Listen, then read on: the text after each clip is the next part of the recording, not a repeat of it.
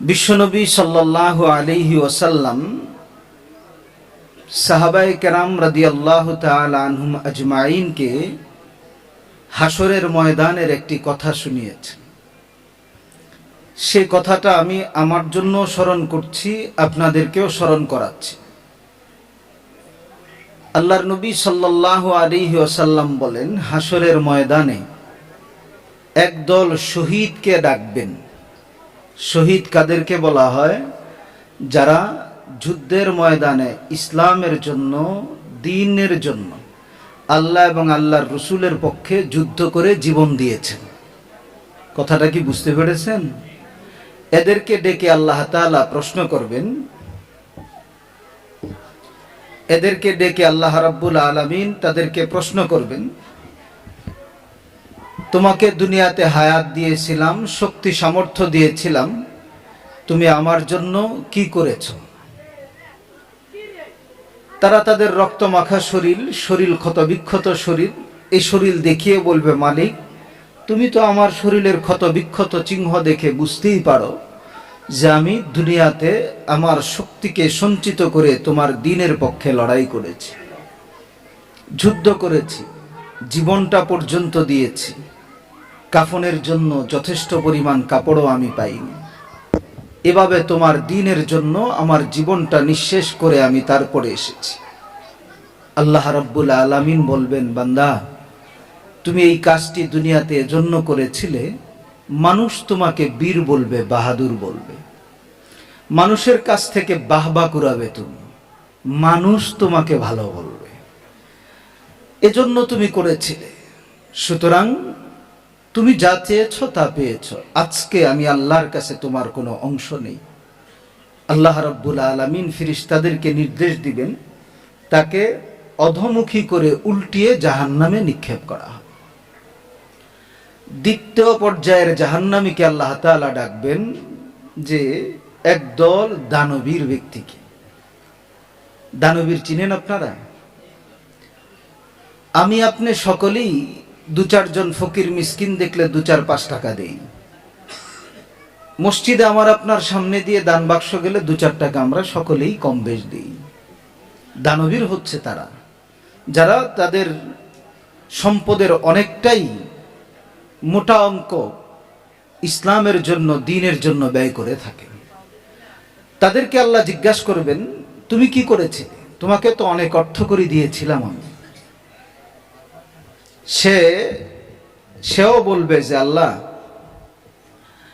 তুমি আমাকে যে অর্থ করে দিয়েছিলে তা আমি তোমার পথে, ইসলামের জন্য, দ্বীনের কাজের জন্য, মসজিদের জন্য, মাদ্রাসার জন্য, বৃদ্ধাশ্রমের জন্য, রাস্তাঘাটের জন্য, জনকল্যাণমূলক কাজের জন্য, কবরস্থানের জন্য ইত্যাদি ভালো ভালো কাজে আমি সব ব্যয় করে এসেছি। আল্লাহ তাআলা বলবেন, বান্দা তুমি তো এটি করেছিলে, দুনিয়াতে তোমাকে দানবীর বলা হবে, তা পেয়ে গিয়েছ, আজকে আমার কাছে কোনো অংশ নাই, তাকেও অধমুখী করে জাহান্নামে নিক্ষেপ করা হয়। তৃতীয় নাম্বার জাহান্নামীকে ডাকবেন আল্লাহ তাআলা, যেটি আমার জন্য প্রযোজ্য, আমি আমার নিয়তকে সংশোধনের জন্যই বলছি এবারের কথা।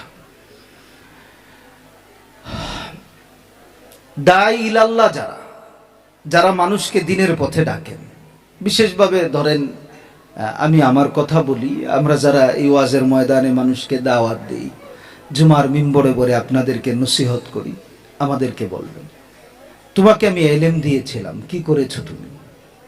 আমি হয়তো বলবো যে, আল্লাহ এই ইলম মানুষের কাছে ঘুরে ঘুরে বিতরণ করেছি, ওই জামিয়া কাসিমিয়া মাদ্রাসায়ও ইলম আমি অমুক দিন বিতরণ করেছি, মানুষকে দ্বীনের পথে দাওয়াত দিয়েছি। আমার দাওয়াতে কত বেনামাজি নামাজি হয়েছে, আমার দাওয়াতে কত দাড়িহীন মানুষ দাড়ি রেখেছে, আমার দাওয়াতে কত সুদখোর মানুষ সুদ ছেড়ে দিয়েছে, ঘুষ ছেড়ে দিয়েছে। এভাবে হাজার হাজার ভক্তবৃন্দ তৈরি করেছি, তাদেরকে তোমার দ্বীনের পথে আমি পরিচালিত করেছি। আল্লাহ জানিয়ে দিবেন, বান্দা তুই তো দুনিয়াতে এগুলি করেছিলি, তোকে বড় আলেম বলবে, তোকে বড় হাফেজ বলবে, তোকে বড় কারি বলবে, তোকে বড় দাঈ ইলাল্লাহ বলবে, তোকে মানুষ বড় আলেম বলে দাওয়াত দিবে, সম্মান করবে। তা তো পেয়েছিস দুনিয়াতে, এটা তোকে দিয়ে দিয়েছি। আজকে আমি আল্লাহর কাছে কোনো অংশ নেই তোর। এই শ্রেণীর, আমার মতো এই শ্রেণীর আলেমকে আল্লাহ তাআলা অদমুখ করে জাহান্নামে নিক্ষেপ করে। এই কথাগুলি যখন নবীজি বলেন তখন নবীজির কি সিচুয়েশন হয়েছিল, অবস্থা হয়েছিল, এটা আমি এই মুহূর্তে বলতে গেলে আমার আয়াতের কথা বলতে পারবো না। এজন্য বাকি কথাগুলো বললাম না, শুধু হাদিসের এই অংশটুকুন এজন্য শোনালাম আমার এখনকার কথা বলা যাতে আপনি আমারে বাহবা দিবেন কিনা, আপনারা কেউ খুশি হবেন কিনা, এজন্য না। আমার এখনকার কথা আল্লাহ তাআলার জন্য যাতে হয়। আপনারা যারা বসেছেন আপনাদের বসাটাও যাতে আল্লাহর জন্য হয়। আপনার ঘরে এর চাইতে ভালো বিছানা আছে ভাই, আপনার ঘরে সোফা আছে, আপনার বাসায় গেলে কাউকে নিচে বসতে দেন না। আর জামিয়া কাসিমিয়া মাদ্রাসায় এসেছেন, আপনাকে নিচে বসতে দিয়েছি, তো আপনি সোফা ছেড়ে মসজিদে আসলেন, মাদ্রাসায় আসলেন, দিনী মাহফিলে আসলেন, আপনাকে মাটিতে বসতে দিল। এই কষ্টগুলি যে করলেন এর বিনিময়ে যদি আখেরাতে না পান তাহলে আফসোসের কোনো শেষ থাকবে? কথা বলুন, আফসোসের শেষ থাকবে না। এজন্য আসুন আমি আমার নিয়তটাকে পরিশুদ্ধ করি, আপনারাও নিয়ত পরিশুদ্ধ করেন। আজকের কথাগুলো শুধু এমনি শোনার জন্য নয়, আল্লাহকে রাজি করার জন্য বসছি সবাই। কিসের জন্য বসছি? আল্লাহকে রাজি করার জন্য।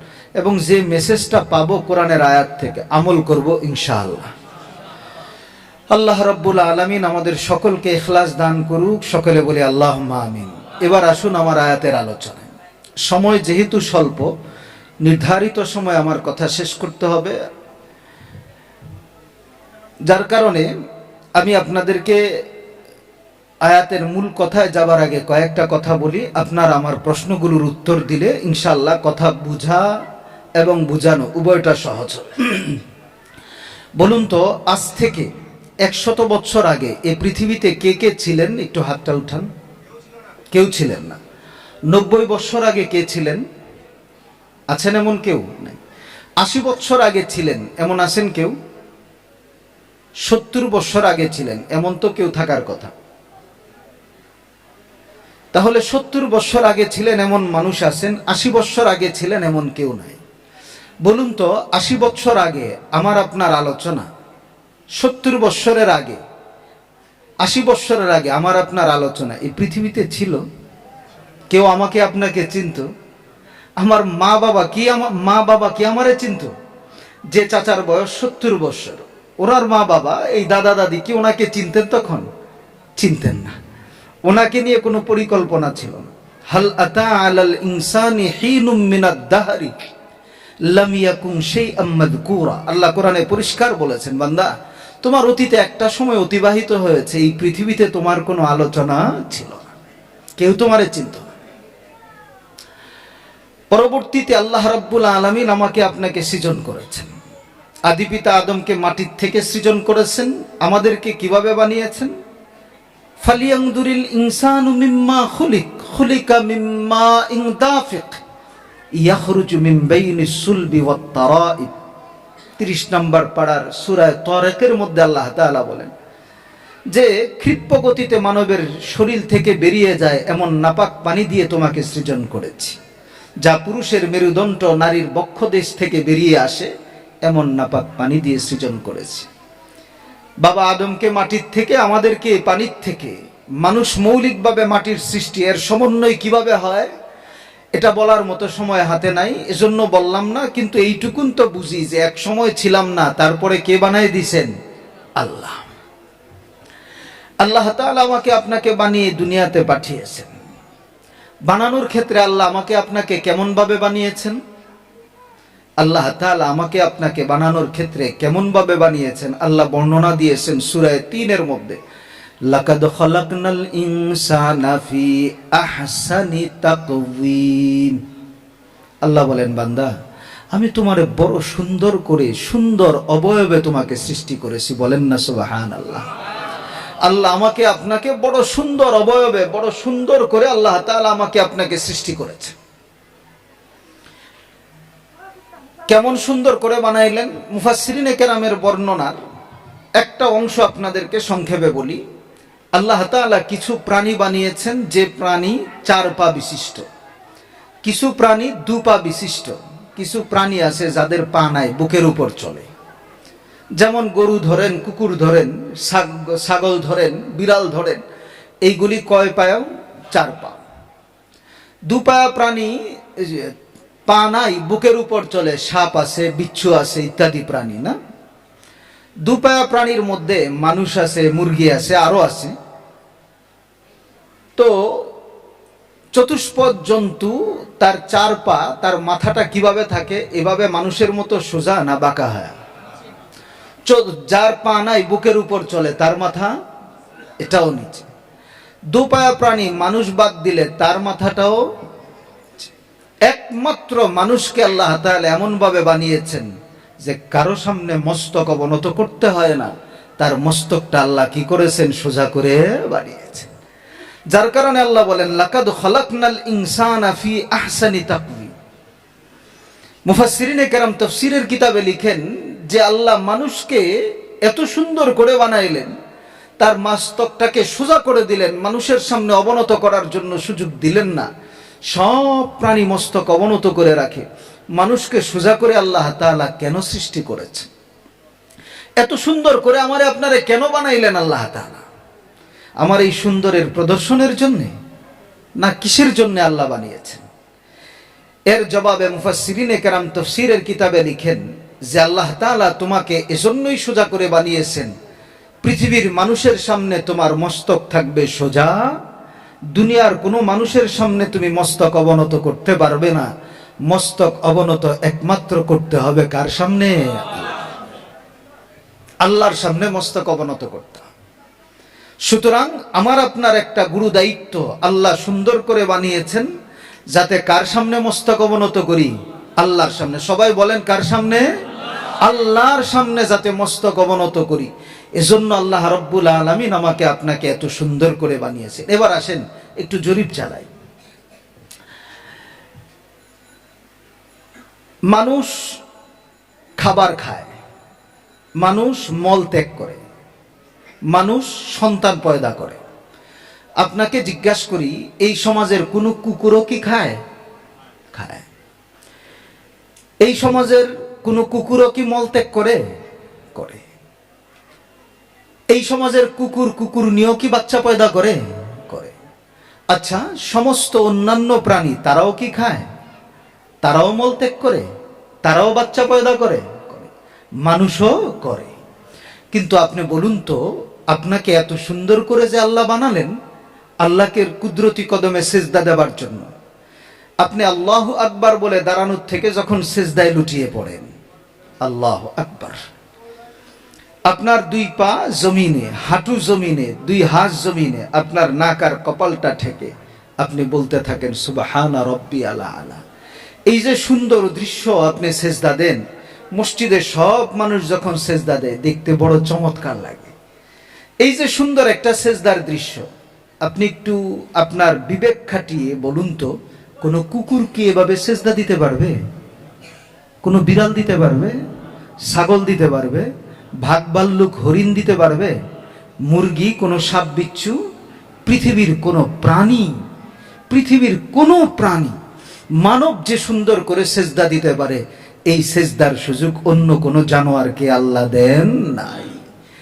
একমাত্র মানব সভ্যতাকে আল্লাহ তাআলা এই সুযোগ দিয়েছেন। কেন? এর মাধ্যমে জানোয়ারের সাথে মানুষের পার্থক্য হয়। কথাটা কি বুঝতে পারলেন? এর মাধ্যমে মানুষের সাথে জানোয়ারের সাথে কার পার্থক্য হয়? মানুষের পার্থক্য হয়। এর মাধ্যমে কুকুরের সাথে মানুষের পার্থক্য হয়। এর মাধ্যমে বিড়াল ছানার সাথে মানুষের পার্থক্য হয়। নতুবা বাচ্চা পয়দা করা, কিছু খাবার দাবার মলত্যাগ করা, এটা কুকুরও করে, কুকুর নিয়েও করে, ভাগ ভাল্লুকেও করে, জীব জানোয়ার সবাই করে। কিন্তু সুন্দরভাবে সেজদা দেওয়া, এই কাজটা পৃথিবীর কোনো জানোয়ার করতে পারে না, কোনো কুকুরনি করতে পারে না, একমাত্র মানব সভ্যতাই এই কাজটা করতে পারে। এজন্যই মানুষকে আল্লাহ সুন্দর করে বানিয়েছেন, মানুষ যাতে আল্লাহর কুদরতি কদমে সেজদা দিতে পারে। এজন্যই মানুষকে আল্লাহ সুন্দর করে বানিয়ে কোরআনে ঘোষণা করেছেন, উলাইকা কাল আনআম বাল হুম আদাল। উলাইকা কাল আনআম, বান্দা তোরে বড় সুন্দর করে বানাইলাম, এ বান্দা বড় চমৎকার করে তোরে আমি সৃষ্টি করেছি। বান্দা জানিস নি কেন তোরে সুন্দর করে বানালাম? বান্দা এজন্যই তোরে সুন্দর করে বানিয়েছি, মস্তকটা তোর সোজা দিয়েছি, পৃথিবীর কোনো মানুষের সামনে তুই মস্তক অবনত করবি না, কিন্তু আমি আল্লাহর কুদরতি কদমে দৈনিক 5 বার তুই সেজদা দিবি, তোর মাথাটাকে আমার কুদরতি কদমে ঠেকাইবি। তোর যে যোগ্যতা, এই যোগ্যতা আমি কোনো জীব জানোয়ারকে দেই নাই। জীব জানোয়ার তোর মতো সেজদা দিতে পারে না। এ বান্দা শোন, খাবার এটা শুধু তোর কাজ না, এটা জীব জানোয়ার কুকুর কুকুরনিও করতে পারে। মলত্যাগ করা বান্দা শুধু তোর কাজ না, এটা কুকুর কুকুরনিও করতে পারে। বাচ্চা পয়দা করা বান্দা বান্দি এটা শুধু তোর কাজ না, এটা কুকুর কুকুরনি জীব জানোয়ারও করতে পারে। সুতরাং তোর দায়িত্ব আমি আল্লাহরে সেজদা দিবি। যদি বান্দা সেজদা দেস তাইলেই তো তুই সুন্দর মানুষ। যদি আমি আল্লাহরে সেজদা না দিস, উলাইকা কাল আনআম, ওই বান্দা বান্দিটা চতুষ্পদ জন্তুর মতো, বালহুম আদাল, বরং তার চাইতে আরো নিকৃষ্ট। কথা কি পরিষ্কার বাজান? ও বাবজান, আমার ভাইরা একটু কথা বলেন পরিষ্কার আপনাদের কাছে। তাইলে সেজদা না দিয়া মানুষ কি মানুষ থাকে? দেখতে মানুষ হয়, গুণগত কি হয় না? মানুষ হয় না। দেখতে মানুষ আর গুণগত মানুষের পার্থক্যগুলি বলার সময় নাই, সময় যেহেতু সংক্ষিপ্ত, এজন্য আজকে এইটুকুনই বুঝেন যে আল্লাহ আমারে আপনারে এত সুন্দর করে এজন্য বানাইছেন যাতে দৈনিক 5 বার আল্লাহর কুদরতি কদমে কি করি? সেজদা দিই। সেজদা যদি আমি আপনি না দেই, তাহলে দাবি করা মানুষ হতে পারবো, রক্ত গোশতে মানুষ হইতে পারবো, মৌলিকভাবে গুণগত দিক থেকে জীব জানোয়ার কুকুর কুকুরনি আর আমার মধ্যে কোনো ব্যবধান নাই। তো সুতরাং আজকের আলোচনার এই 2 নম্বরের দাওয়াত আপনাদের কাছে, যে আজকের থেকে 5 ওয়াক্ত নামাজের সময় যথাযথভাবে মালিককে সেজদা দিব তো ইনশাআল্লাহ। আল্লাহকে সেজদা দেওয়া কোনোভাবেই ছাড়বো না, রাজি আছি তো ইনশাআল্লাহ। আমার ভাই বাপ, কেন আল্লাহকে সেজদা দেওয়া ছাড়বে? আমার যুবক সন্তান, তুমি কেন আল্লাহকে সেজদা দেওয়া ছাড়বা? কেন সেজদা দিবা না? আচ্ছা আপনারা বলুন তো, কোন সন্তান যদি মা বাবার কথা না শুনে, তারে কি ভালো সন্তান বলে? তাহলে আমি আপনি যদি আল্লাহর কথা না শুনি, তাহলে আমি আপনি কি ভালো বান্দা হব? আমি আপনারে একটা এক্সাম্পল দিয়া বলি। আল্লাহ তাআলা এ ব্যাপারেও বলেছেন কথা। আমার মা আমার জন্য শিশুকালে কষ্ট করেছেন। কি কষ্ট করেছেন বাজান? আমি যখন ছোট্ট ছিলাম, আপনারাও দেখেন যখন ছোট্ট ছিলেন, রাতের বেলা আপনি বিছানায় পেশাব করতেন, 1 বার 2 বার না, 5 বার 7 বার। আপনার মা লাফ দিয়া উঠা আপনার পেশাবের কথা পরিষ্কার করতো না, সুন্দর একটা কাপড় আপনাকে পরায়া দিত, আপনার কথা পরিবর্তন করে আরেকটা কথা দিত। দৈনিক 10 রাত্রে যদি 10 বার পেশাব করতেন, আপনার মা কি 10 বার উঠে নাই? বলেন না বাজান, উঠে নাই? 20 বার করলে উঠে নাই? উঠছে। আপনার বাবা সারাদিন কাজকর্ম করে ক্লান্ত পরিশ্রান্ত হয়ে বিছানায় শুয়েছেন, ফোন বাজলেও উনি টের পান না, ডাক দিলে টের পায় না, ধাক্কাইলেও খবর নাই। কি মিয়া, তোমাকে এত ডাকলাম তুমি উঠলেই না। বলে সারাদিন কাজ করে এত ক্লান্ত ছিলাম, কোনো আওয়াজই শুনি নাই। বলে কিনা? এই বাবাটাই তার সন্তান একটি খারাপ স্বপ্ন দেখে চিৎকার দিয়ে যখন উঠে, এই বাবাটা লাফ দিয়ে উঠে কিনা? যেই বাবা ক্লান্তির কারণে মোবাইলের আওয়াজ শুনে না, কলিং বেল শুনে না, মানুষের ডাক শুনে না, ধাক্কাইলেও টের পায় না, ওই বাবা তার শিশু বালক বালিকার আওয়াজটা কিভাবে শুনলো যে লাফ দিয়ে উঠলো? যাই হোক, তো মা এই কষ্ট করে, বাবা এমন কষ্ট করে, আমার কামাই নাই, বাবার টাকাই আমার টাকা, আমি হাঁটতে পারি না, বাবার কাঁধে চড়া বাজারে যাই, এমন হইছে না ভাই? তো মা বাবা এই কষ্ট যে আমার আপনার জন্য করলেন, এ মা বাবার কথা অমান্য করা দরকার না মান্য করা দরকার? মান্য করলেই ভালো সন্তান না, অমান্য করলে কি নয়? ভালো সন্তান নয়। কারণ মা বাবা আমার জন্য এই কষ্টটা করেছেন।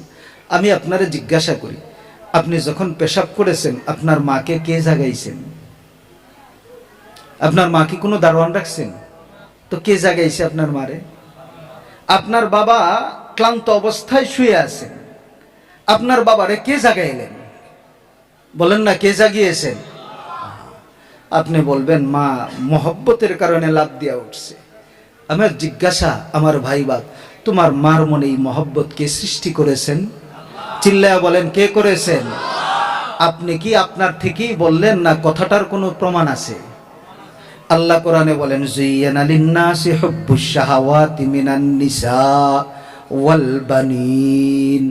আল্লাহ রাব্বুল আলামিন বলেন, বান্দা তোর মা যে বারবার লাফ দিয়া উঠে, কেন লাফ দিয়ে উঠে জানিস? তোর বাবা এত ক্লান্ত পরিশ্রান্ত, তোর বাবা শুয়ে আছে, মোবাইলের আওয়াজ শুনে না, কলিং বেল দিলে শুনে না, কেউ ডাকলেও তোর বাবা শুনে না, ধাক্কাইলেও শুনে না। তোর আওয়াজটা শুন তোর বাবা কিভাবে শুনলো জানিস নি বান্দা?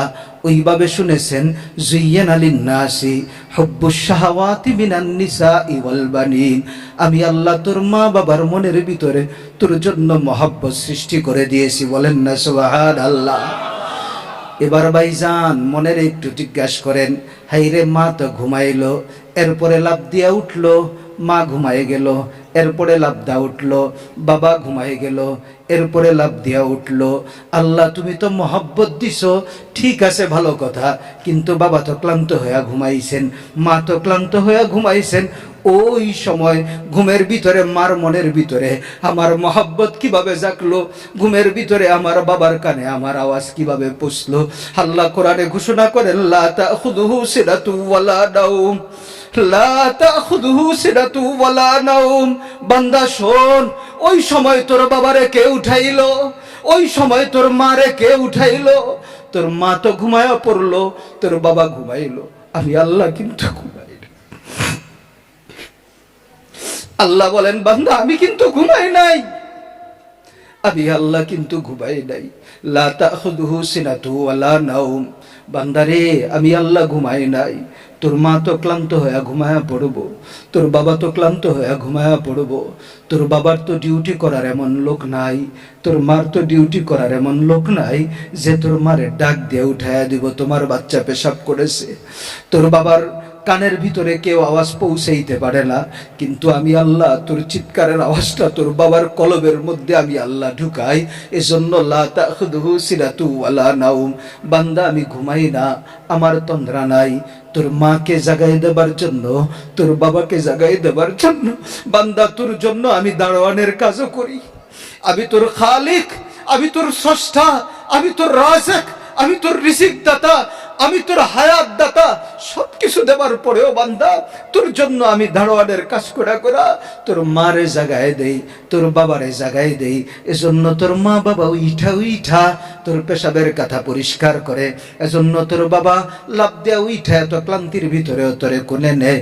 ও মুসলমান ভাই বাবা বন্ধু বলেন, যদি এমন মা বাবার কথা না শুনলেই অবাধ্য সন্তান হয়, খারাপ সন্তান হয়, আল্লাহর ভালোবাসা মা বাবার চাইতে কম হইল না বেশি? যদি বেশি হয়ে থাকে, এই আল্লাহর কথা মতো 5 ওয়াক্ত যদি সেজদা না দেই, আমি আপনি ভালো বান্দা না খারাপ বান্দা? ভাইজান বাপজান, আরেকটা প্রশ্নের উত্তর দেন তো আমারে। আপনার আব্বা আম্মা হইছেন, আপনি তাদেরকে মা বাবা ডাকেন। পৃথিবীতে এমন অনেক স্বামী স্ত্রী আছে যারা 10, 20, 50 বছর সংসার করেছে, আব্বাও হইতে পারে নাই, আম্মাও হইতে পারে নাই, আছে কিনা?